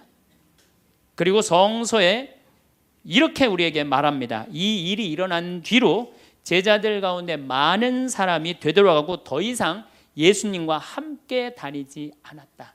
다 떠나간 거예요. 말을 알아듣기 너무 어렵다고. 그러니까 이제 예수님이 이제 딱 12명 딱 남아있는 거, 어떤 무식한 어부 12이 눈을 동그랗게 뜨고 예수님을 쳐다보는 거예요. 그러니까 예수님이 이때 뭐라고 그러냐면은 너희도 떠나고 싶으냐. 그러니까 이 12마저 떠나면 예수님 완전히 낙동강 오리알 되는 거예요. 이때 대단한 인물이 하나 나옵니다. 누구냐? 베드로예요. 다 떠났음에도 불구하고 의리를 지킨 분이 베드로예요. 당신은 영원한 생명을 주시는 말씀을 가지고 있는데 우리가 어디를 갑니까? 그리고 예수님은 이 12하고만 다니세요. 그리고 요한복음 6장 다음에 7장에는 뭐라고 써 있느냐면은 이들이 예수님을 죽이려 함으로 예수님은 더 이상 공식적으로 돌아다니지 않고 몰래 숨어서 갈릴레아만 다니셨다고 그래요. 그러니까 이 12하고만 그냥 돌아다닌 거 죽이려고 그러니까 피해서. 그러니까 예수님 그렇게 죽어가는 고간 아들 살리고 38년 동안 배짜다 연못에 누워있던 사람 살리고 5천 명 먹이고 생 난리를 쳐갖고 막 5천 명이 따라다니다가 결국은 몇 명 건졌느냐? 12명 건진 거예요. 여러분들 5천 명 중에 12명 건진 예수님이 나요? 100명 중에 50명 건진 제가 나요? 누가 나요? 내가 낫지 않아요? 아니 내가 예수님보다 나은데 뭐 그 예비교 50명 떨어졌다고 실망할 게 뭐 있어. 나는 가끔 한심한 레지오 단장들이 있어요. 신부님, 우리 단원이 10명인데 오늘 2명밖에 안 나왔습니다. 그래서 둘이서 울면서 개응을 했습니다. 우리 레지오 해체해야 될까 봅니다. 이렇게 오는 단장이 있는데 한심한 단장이죠. 10명 중에 2명 나왔다 그러면 20% 지지받는 단장이야. 자, 5,000명 중에 12명 남긴 예수님이 나요? 10명 중에 2명 나온 단장이 나요? 누가 나? 단장이 훨씬 나은 거예요. 또 요즘 우리나라 구역 반모임 활성화를 위해서 굉장히 많이 노력하죠. 근데 많은 경우 반장님들, 구역장님들이 실망해요. 우리 구역이 10세대인데 3세대밖에 안 나온다. 4세대밖에 안 나온다. 이렇게 실망하는 분들이 굉장히 많아요. 그러면은 10세대 중에 3세대나 4세대 나오면은 이건 본당 신부보다 난 사람이에요. 예수님보다는 뭐 더 난 사람이고 실망할 필요가 뭐 있어. 예수님 뭐라 그러냐면 너희 중에 단 2-3 사람만 모여도 내가 그곳에 함께 있겠다. 그러면 됐지 뭐 이렇게 욕심이 많아요. 그러니까 여러분들 모든 사람들한테 인정받는 건 쉬운 일이 아니고 인정받으려고 할 때 우리 인생이 피곤해지고 화가 난다 이거예요. 제가 2년 전에 평화방송에 강의를 한 2달 정도 했어요. 많이 한 것도 아니에요. 2달. 그런데 정말로 인기가 대단하더라고. 막 전화가 얼마나 오는지.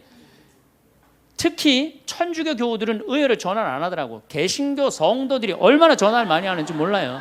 신부님 너무너무 설교 좋다고. 천주교 교우들은 왜 전화하느냐 하면은 천주교 교우들은 원래 입이 무겁잖아요.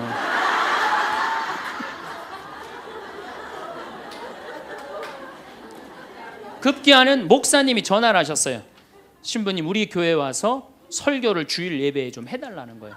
그래서 제가 주일 예배에 가서 설교를 했어요. 그때 이번에는 천안에서 스님이 전화를 하셨어요. 우리 절에 와서 설법을 해달라고. 더욱이 나는 그 주지 스님을 아직도 잊지 못하는데 참 좋으세요. 겸손하시고. 상좌에 앉혀서 제가 설법도 주일날 했어요. 뭐 인기가 뭐 천주교, 개신교, 불교 막 올라가는 거예요. 기분이 끝내줬는데 갑자기 전화가 한 통 왔어요. 평촌에서 사는 할머니야. 근데 이 할머니가 전화를 우리 직원한테 황창현 신부를 바꾸라고 전화가 온 거예요. 근데 문제는 황창현 신부님을 바꾸라는 건 좋은 말 하려고 전화한 거예요. 황창현 신부를 바꾸라는 건 따지려고 전화한 거예요. 전화를 딱 받았더니 당신은 정의구현 사제단이냐 딱 그렇게 물어보는 거예요. 그래서 난 정의구현 사제단이 아니다. 그랬더니 정의구현 사제단도 아닌데 왜 운하를 반대하느냐. 우리나라 경제가 살려면 운하를 해야 된다. 젊은 신부가 경제도 모르고 사회도 모르고 정치도 모르는 신부가 방송에 나와서 운하가 안 된다고 1시간 동안 떠들면 되겠느냐.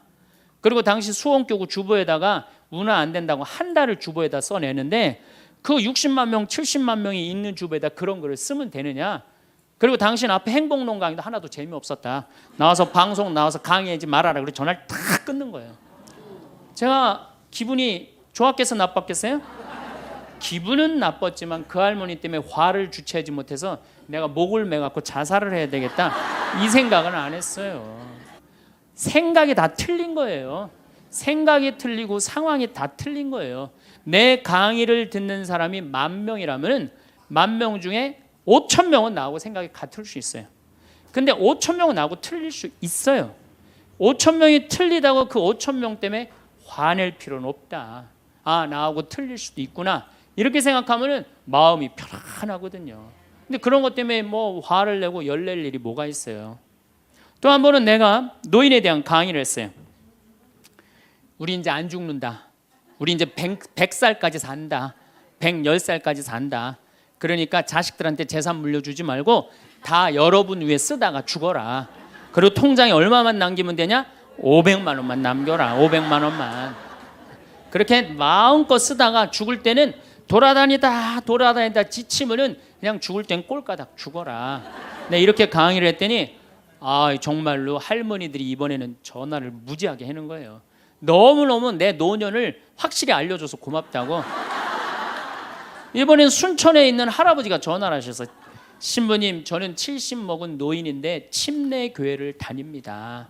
근데 신부님 강론을 듣고 가슴이 뻥 뚫렸다는 거예요. 아, 내가 남은 인생 30년이나 남았는데 어떻게 살아야 되는지 너무너무 잘 들었다고. 근데 신부님이 다음 주에 이제 돈 다 쓰다가 꼴까닥 죽는 방법을 알려준다고 그랬는데 그 주간에 당신이 어딜 가갖고 못 들었대, 내 강의를. 그래갖고 꼴까닥 죽는 방법을 알려달라고 전화를 했더라. 야, 정말로 이 순천의 할아버지도 나한테 전화를, 기분이 너무너무 좋더라고요. 근데 하느님은 참 짓궂게도 그 전화 끊자마자 이번에는 저 부산에서 전화가 왔어요. 황창현 신부를 바꾸라고. 전화를 딱 받았더니 당신이 황창현 신부냐고. 내가 황창현 신부라. 당신 요즘 왜 그런 강의를 방송에서 나와서 해서 집안을 평지 풍파를 일으키느냐. 그러니까 내 강의를 듣고 시어머니일 거예요. 시어머니가 내 강의를 듣고 며느리를 불러서 한 소리 한 거지. 나 안 죽는데더라. 너 나 다 나위에서 쓰다가 나 통장에 500만 원만 남길 테니까 나한테 유산 받을 생각 꿈도 꾸지 말아라.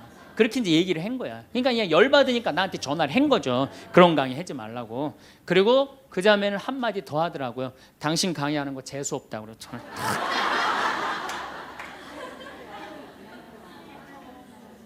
내가 그 전화를 받고 기분이 좋았겠어요? 나빴겠어요? 기분은 나빴지만 내가 화가 나고 내 감정을 주체할 정도는 아니었어요. 왜? 상황이 틀리니까. 얼마든지 내가 공격받을 수 있는 얘기를 한 거니까. 그런 다른 의견이 있을 수 있는 거예요. 그걸 일일이 다 대응하려고 그러면요, 나중에 내가 어떻게 될 것 같아요? 미쳐요. 미쳐요. 여러분들, 요즘 나는 가끔 텔레비전 보면서 총리들도, 대통령도 막 신발 막 던지고 막 결함 막 던지고 그러잖아요. 대통령한테도. 우리가 남이 나한테 평가하는 게 전부는 아닙니다. 자기 소신, 자기 확신, 자기 멋이 있으면은요, 누가 뭐라 그래도 별로 거기에 흔들리지 않아요. 근데 그냥 남들 말에 막 귀 기울이고 그냥 거기에 신경 쓰는 사람은 조금만 뭐가 있어도 화를 내고 자기를 주체하지 못하는 거예요. 루카복음 9장 51절을 보면 예수님이 사마리아를 통해 예루살렘으로 올라가려고 할 때 사마리아 사람들이 예루살렘에 간다는 이유로 예수님을 거부해요. 들어가지 못하게, 동네를. 그 동네로 지나가면 지름길로 갈 수 있는데, 그러니까 야고보하고 요한이 열받아갖고 뭐라 그러냐면 하늘에서 불을 내려다가 살러버릴까요? 얼마나 열받았으면은 하늘에서 불을 내려다가 살러버릴까요? 그래요. 근데 예수님은 이 둘을 꾸짖고 돌아가세요. 아, 예수님도 돌아가는데 우리가 화가 난다고 그냥 열지르는 사람마다 전부 다 정면 돌파할 필요는 뭐가 있어요? 그렇지 않겠어요? 우리도 예수님처럼 돌아갈 상황이 되면 돌아갈 줄 알아야 됩니다. 세상 사람들이 다 나를 몰라준다 해도 화낼 일도 아니에요. 공자님은 뭐라고 그러셨느냐?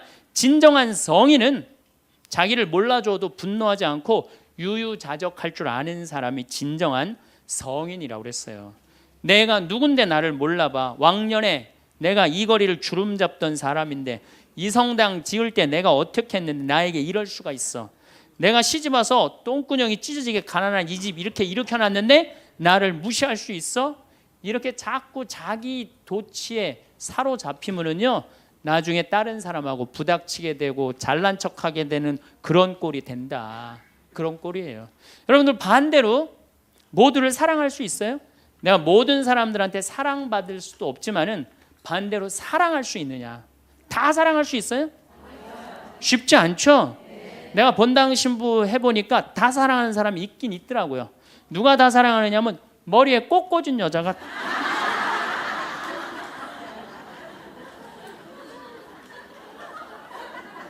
이게 모두를 사랑한다는 게 쉬운 게 아니에요. 근데 우리는 뭐에 지금 세뇌가 되어 있느냐면 성당에 나오면 어떻게 해야 된다고 생각해요?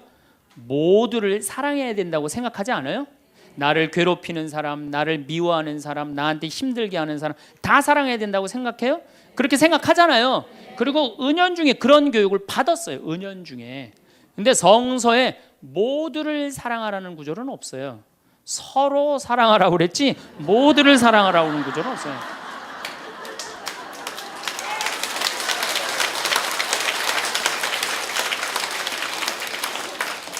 그러면은 이 모두를 이 사랑하는 게 얼마나 어려우냐 요 얘기만 하고 다음 시간에 얘기하도록 하겠습니다. 사람은요 동그란 사람이 있고 네모난 사람이 있고 세모난 사람이 있고 별난 사람이 있어요. 그렇죠? 근데 꼭 사람 중에 삐죽한 사람이 있어요. 삐죽한 사람. 말 한마디라도 꼭 아프게 하는 사람이 있어요. 그래갖고 내가 이제 마음 먹고 파마를 싹 했단 말이야. 마음 먹고. 그래갖고 이 동그란 사람이 파마를 딱 했는데 삐죽한 놈이 딱 와서 한마디 합니다. 파마를 왜 그렇게 했어? 얼굴이 떡판 같아 보이잖아. 그럼 이 동그란 사람 피가 뚝뚝 떨어져요? 안 떨어져요? 뚝뚝 떨어지는데 동그란 사람 특징은 뭐냐? 남한테 싫은 소리 하면 안 되는 줄 알고 있는 거예요. 그러니까 동그란 사람이 그렇게 내 가슴에 피가 떨어지면 한마디 해줘야 될 거 아니에요. 내가 떡판이든 뭐든 네가 무슨 상관이냐 이렇게 얘기를 해야 되는데 동그란 사람은 파마를 왜 그렇게 해서 얼굴이 떡판 같잖아. 그러면 동그란 사람이 뭐라고 그러냐면 그러게 해다 보니 그렇게 됐네. 그리고 어디 가서 울기 시작하냐면 성당에 가서 울기 시작하는 거예요. 예수님, 저 삐죽한 여자가 나보러 떡판이래요. 근데 예수님 당신이 정말로 십자가에서 참고 인내하고 용서하고 사랑했으니까 나도 참고 용서하고 인내하고 사랑할게요. 그래갖고 그냥 겨우 어떻게 주체할 수 없는 걸 다스려갖고 고해성사를 봤어. 고해성사를 봐갖고 용서를 했어. 자기하고 예수님하고 신부님하고는 화해를 했는데 그 삐죽한 사람하고는 화해했어 안 했어요? 삐죽한 사람은 찔렀는지도 모르고 몰라요. 그 사람 피가 흐르는지도 몰라요. 그런데 더 동그란 사람 미치는 건 뭐냐면 그렇게 찔러놓고 딴 데 가고 막 헤헤거리고 또 수다 떨면은 동그란 사람이 속으로 무슨 생각이 들어요? 넌 웃음이 나오니? 난 지금 피가 뚝뚝 흐르는데. 가을이 돼갖고 그냥 또 그냥 마음 먹고 성당을 나왔는데 삐죽한 놈이 동그란 사람한테 한마디 또 합니다. 아니 요즘 남편이 돈 못 벌어? 옷을 왜 이렇게 후줄그리하게 입고 다녀? 그러면 또 피가 뚝뚝 떨어지는 거야. 이 동그란 사람 여러분들 삐죽한 사람 만나야 돼? 만나지 말아야 돼? 만나면 안 돼요. 이 삐죽한 놈 누구 소개시켜줘야 되냐면 별난 놈 소개시켜요. 별난 놈. 찔러도 안 나오는 별난 놈. 이런 놈 소개시켜줘야지 어떻게 모두를 사랑할 수 있어요. 그거는 불가능한 얘기예요. 모두를 사랑한다는 거. 그러니까 여러분들 오늘 이후로 나는 모든 사람을 사랑할 것이다. 그러면 나중에 누가 망가지냐면 내가 망가져요. 모두를 사랑하면서 자기가 완전히 망가지는 거예요. 모두를 사랑하면서 기쁨은 다행인데 모두를 사랑하면서 그걸 끌어안느냐고 속에서 부글부글 끓어. 그냥 화가 꽉 차 있는 거죠. 인생은 홀로 왔다가 홀로 가는 것이다. 늙어보니 형제, 자매, 지인, 친구 다 부질없다. 결국 혼자 되어 가는 것이다. 이는 어느 90대 노인이 남기고 간 말씀입니다. 여러분들은 이 말을 어떻게 생각하시나요? 물론 그래도 인생 사는 것, 사람들이랑 잘 어울리는 것이 좋은 인생이라고 말씀하시는 분들도 계실 것입니다. 하지만 나이가 어릴 때는 친구나 형제, 지인들이 내 인생에서 중요한 부분을 차지했지만 나이가 들어갈수록 이런 인간관계로 인해 스트레스를 느끼는 분들이 많아지고 있는 것 같습니다. 몸이 아프다고 해도 이해해주는 사람 없고 다들 이기적인 것처럼 느껴지는 경우도 많습니다. 그저 심심하고 외로워서 정 때문에 만나는 분들도 많이 계십니다. 어릴 때는 친했지만 사는 지역이 달라지고 살아온 환경, 가치관이 달라지면 점점 멀어질 수밖에 없는 것도 사실입니다. 누군가는 과거의 친구들을 그리워하기도 하지만 또 누군가는 그렇게 관계가 멀어졌다고 해서 그것 때문에 힘들어하지 않고 그저 내 삶을 잘만 살아갑니다. 후자의 경우 과거는 그저 좋은 추억으로만 남기고 새로운 인생을 살아갑니다. 변화는 어찌 보면 자연스러운 현상일 뿐입니다. 도가사상의 핵심인 무의는 자연의 이치를 거스르는 일을 인위적으로 하지 않는다는 의미를 가지고 있습니다. 이처럼 우리는 나이 들수록 인간관계를 유지하려 남에게 잘 보이려 할 필요 없이 흘러가는 관계를 그저 자연스럽게 받아들이는 연습을 하는 것이 좋습니다. 오늘은 이와 관련하여 인간관계에 연연하지 않고 노후를 행복하게 지낼 수 있는 방법 3가지에 대해 알려드리겠습니다. 오늘 말씀드린 내용 중 한 가지라도 실천하셔서 관계에 휘둘리지 않고 오히려 내가 관계를 통제할 수 있는 능력을 키우셨으면 좋겠습니다. 노후의 관계에 연연하지 않을 수 있는 첫 번째 방법은 앞서 말씀드렸듯 변화를 받아들이는 것입니다. 우리는 일단 나이가 들면서 우리에게 생기는 변화를 받아들이는 연습을 해야 합니다. 그중 인간관계의 변화를 받아들여야 합니다. 누군가와 사이가 멀어졌다고 해서 그 외로움 때문에 아무 사람이나 만나지 말아야 합니다. 누군가와의 관계는 사는 지역이나 살아온 환경이 달라져 자연스럽게 멀어지는 경우도 있지만 그 사람에 대한 회의감이 들어서 멀어지는 경우도 있을 것입니다. 혹은 상대가 나에 대한 회의감을 가지고 나를 멀리하는 경우도 있습니다. 이 모든 것들을 우리는 그저 받아들이는 것이 좋습니다.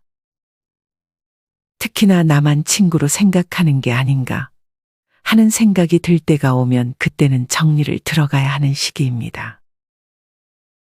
상대는 당신보다 더 득이 된다고 생각하는 사람을 챙기기에 바쁘거나 혹은 그냥 상대도 혼자가 더 편해진 사람이 되어버린 것일 수도 있습니다. 여기서 중요한 것은 누군가가 나를 멀리한다고 느껴질 때 그것을 내가 문제 있는 거라고 생각하지 않는 것입니다. 대개 너무 부정적인 사람이거나 남의 험담이나 자랑을 밥 먹듯이 하는 사람이 아니라면 누군가 여러분을 멀리하는 것은 사실 여러분의 잘못이 아닙니다. 자연스러운 멀어짐일 뿐입니다. 그러니 나이 들수록 아무도 나를 안 찾는다고 해서 서운해할 필요도 외로워할 필요도 없는 것입니다. 많은 분들이 30, 40대까지는 관계를 위해 노력합니다.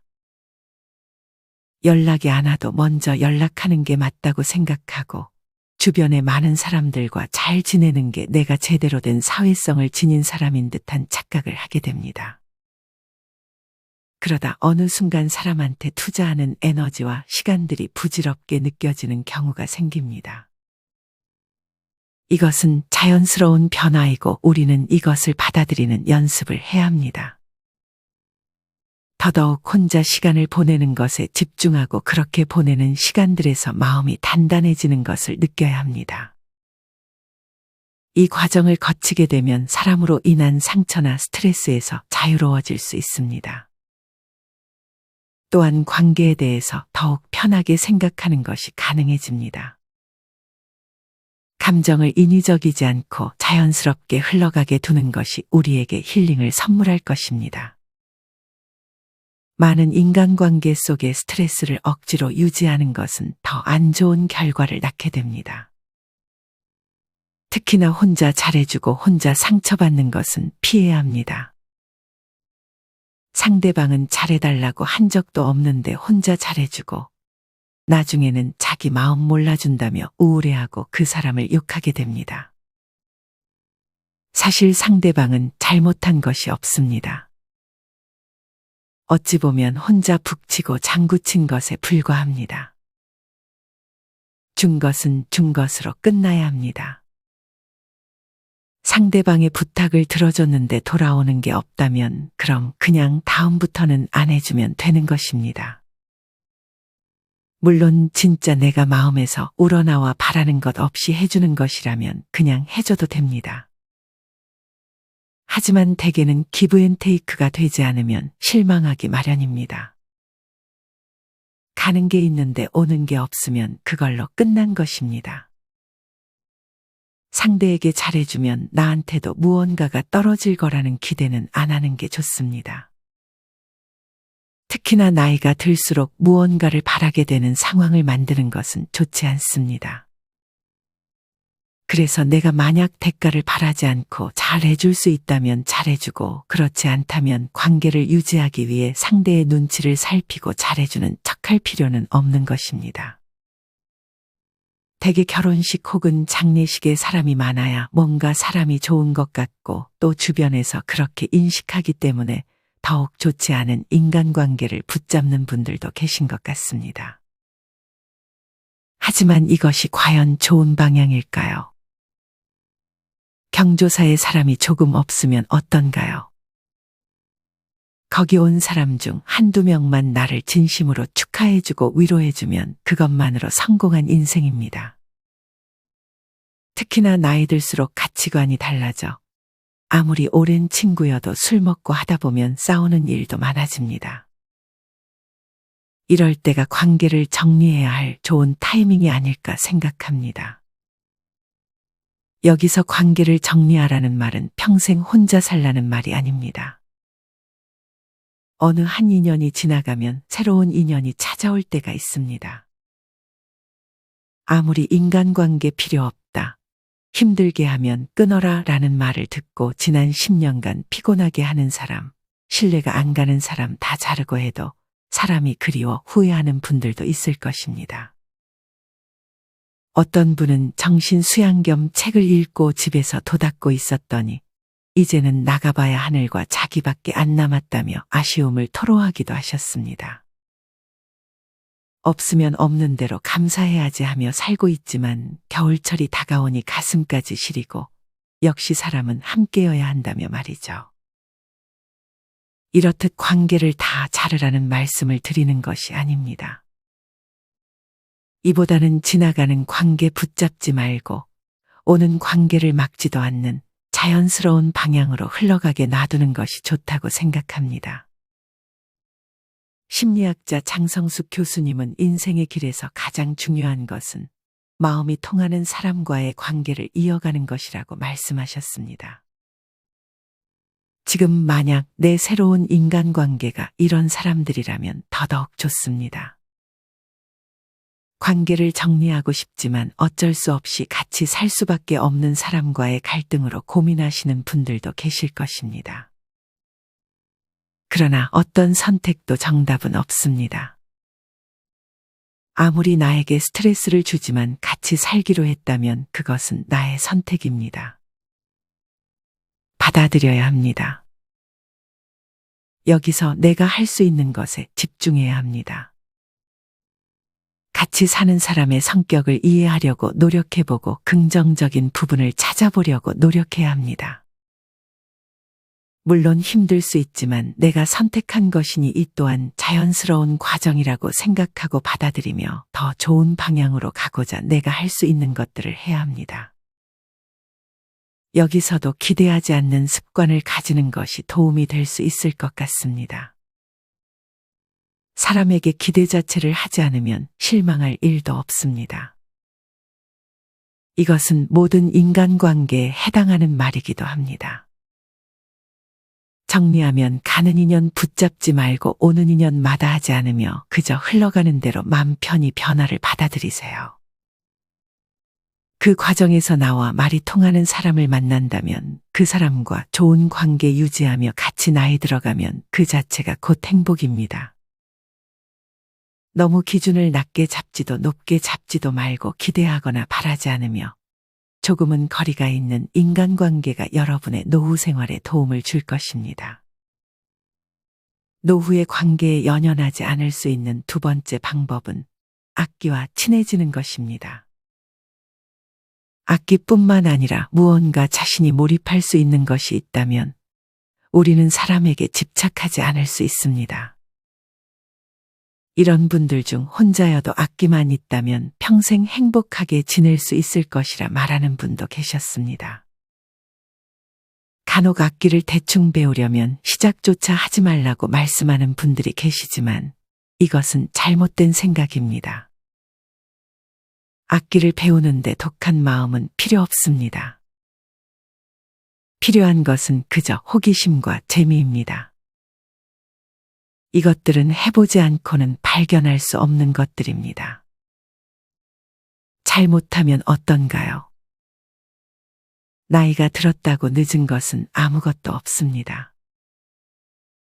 이미 늦은 나이에도 피아노, 플룻, 바이올린 등을 배우고 유튜브를 보며 혼자 독학하는 분들도 많습니다. 잘하고 못하고는 중요하지 않습니다. 스스로 재미를 느끼면 그만입니다. 누군가에게 보여주기 위한 연주가 아니라 내가 연주하면서 배우면서 즐기는 것이 더 중요합니다. 어떤 분은 73세임에도 학원을 다니며 피아노를 배우고 시골 교회에서 예배 반주도 하고 있다고 합니다. 그 학원에 78세 된 언니도 한 분 계시다며 재밌게 잘 배우고 있다고 말씀하셨습니다. 이 밖에도 75세의 아코디온을 아내와 같이 시작한 분도 계셨습니다. 물론 배우는 과정에서 잘 안 되고 그러면 조금은 힘들고 스트레스도 있지만 부부가 같이 함께 하니까 아주 즐겁다고 말씀하셨습니다. 악기를 혼자 배우시는 것도 좋지만 다른 사람들과 같이 어울리며 배우는 그 과정도 아주 좋습니다. 굳이 대화를 하지 않아도 듣기 싫은 자식 자랑이나 남 험담을 듣지 않고 악기로 하나가 되는 것입니다. 생각만 해도 즐겁지 않으신가요? 그러니 주변에 시니어 악기 동호회 같은 곳이 있다면 꼭 찾아가서 배워보시는 것도 좋습니다. 아무리 나이가 들어도 일단 도전하는 열정이 필요합니다. 악기를 배워서 돈을 벌 것도 아니고 상을 받을 것도 아닌데 이것저것 따지다 아무것도 못 해보는 것은 너무 억울하지 않을까요? 하다가 포기하더라도 일단 시작해 보세요. 나이가 들수록 기회는 두 번 다시 오지 않습니다. 꼭 남 앞에 나서서 같이 연주해야만 즐거운 것도 아닙니다. 어설프게 남진 노래를 실수연발하며 템포 느리게 연주해도 세상 다 가진 듯한 재미를 느끼시는 어르신들도 많이 계십니다. 무얼 배우는데 그 과정을 즐기고 그에 따른 결과가 적든 크든 본인이 즐기면 그만인 것이고 이것이 곧 좋은 취미입니다. 노후의 악기 연주는 장점이 아주 많습니다. 건엽 부산 종합검진센터에 따르면 악기 연주의 심신개선 효과는 실제적으로 입증된 효과라고 말합니다. 특히나 바이올린과 같은 현악기나 피아노와 같은 건반악기를 연주하면 집중력과 순간 판단력이 길러지고 색소폰을 고른 호흡으로 불면 긴 폐활량을 가지게 된다고 합니다. 최근에는 이러한 악기 연주가 두뇌의 인지 기능을 활성화시키고 건강 증진에도 효과가 있다는 연구 결과가 잇따라 발표되고 있습니다. 또한 노후에 아무리 늦은 나이라도 악기를 배우는 것이 두뇌 건강에 도움이 된다는 연구 결과까지 밝혀졌습니다. 악기를 잘 다루는 사람은 새로운 것을 습득하고 저장하는 능력이 탁월했고 또래에 비해 젊음을 더 오래 유지했습니다. 평생에 걸쳐 악기 등의 음악 활동을 하는 것은 일종의 인지 운동을 꾸준히 하는 것이기 때문에 두뇌 건강에 도움을 주고 노화를 늦춰주게 되는 것입니다. 다만 취미로 악기 연주를 할 때 주의해야 할 점은 악기의 위생관리입니다. 최근 60대 미국의 한 남성이 30년 동안 관리하지 않은 악기를 연주하다가 색소폰 폐라 불리는 폐질환에 걸린 사례가 있다고 합니다. 미국의 어느 한 박사는 입으로 부는 악기들은 청소하지 않으면 세균이나 곰팡이가 수시간 살아있어 폐 건강에 위험을 줄 수 있기 때문에 내가 가지고 있는 악기를 주기적으로 관리해 주는 것이 필요합니다. 정리하면 노후의 악기 연주는 아주 좋은 취미 활동이 될 수 있습니다. 늦었다고 생각하지 마시고 중간에 포기하셔도 괜찮으니 생각에만 그쳤던 악기 연주를 한번 도전해 보셨으면 좋겠습니다. 처음에는 못하는 것이 당연한 것입니다. 악기를 배우는 그 과정 자체를 즐기셨으면 좋겠습니다. 노후의 관계에 연연하지 않을 수 있는 마지막 세 번째 방법은 자기관리입니다. 이는 내면과 외면 모두 포함됩니다. 평소 자기관리에 잘 신경 쓰는 분들은 대개 자존감이 높습니다.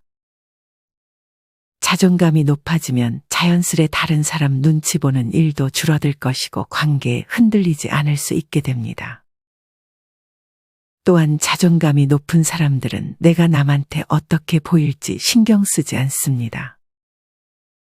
남에게 잘 보이는 것이 아닌 내 스스로가 만족할 만한 내면과 외면을 가지려고 노력하는 것입니다.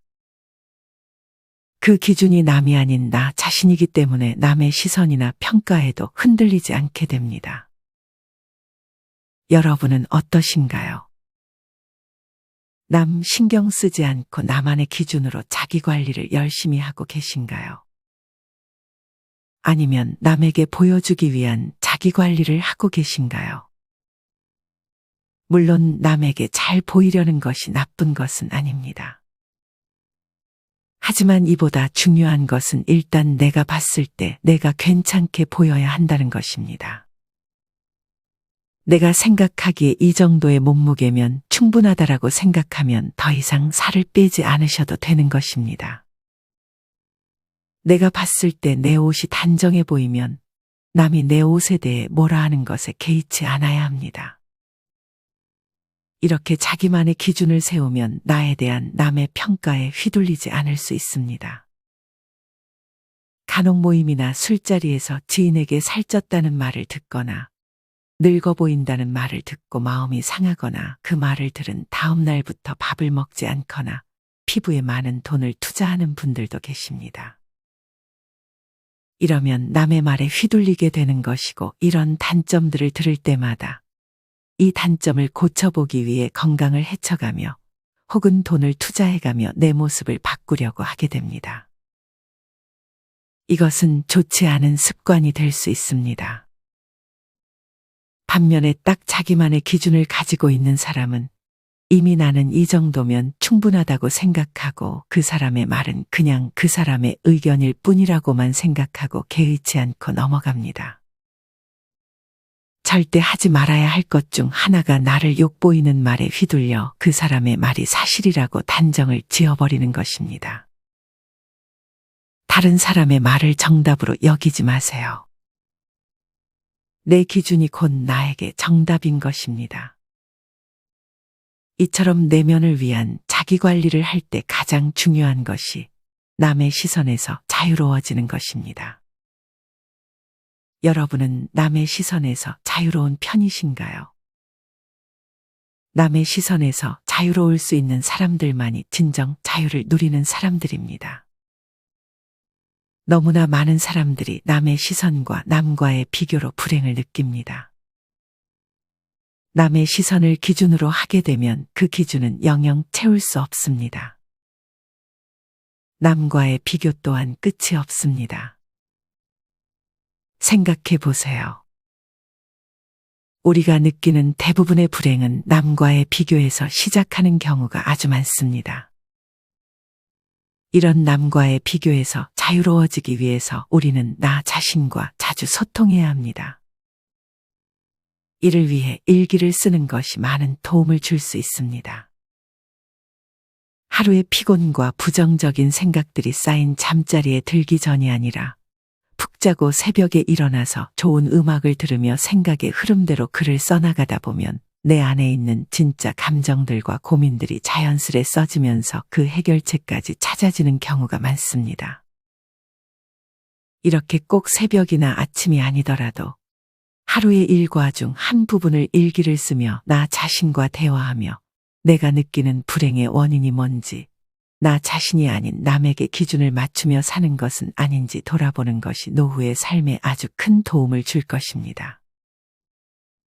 꼭 매일 하지 않으셔도 되니 일주일에 한 번 정도는 일기를 통해 나 자신과의 대화를 해보셨으면 좋겠습니다.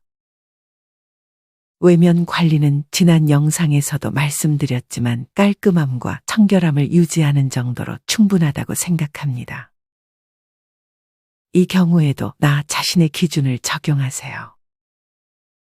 남이 내 외모에 대해 혹은 내 옷차림에 대해 뭐라 해도 내가 그렇게 느끼지 않는다면 나를 욕보이는 말들은 그냥 넘겨버릴 줄 아는 여유를 가지는 것이 좋습니다.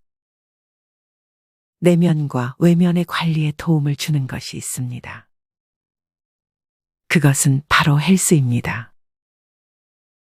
저도 헬스장에 다니고 있는데 나이가 꽤 있으신 분들도 오셔서 무리하지 않는 선에서 근력 운동을 하시는 것을 종종 보곤 합니다.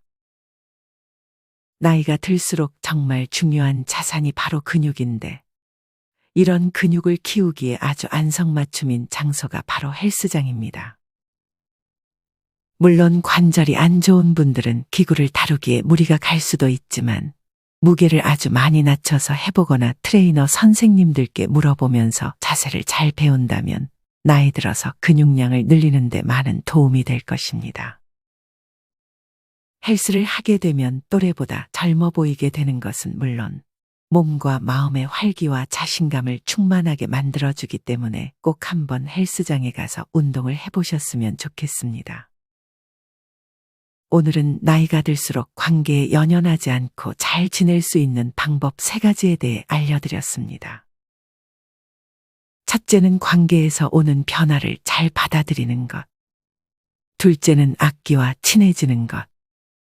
마지막 셋째는 내적, 외적 자기관리입니다.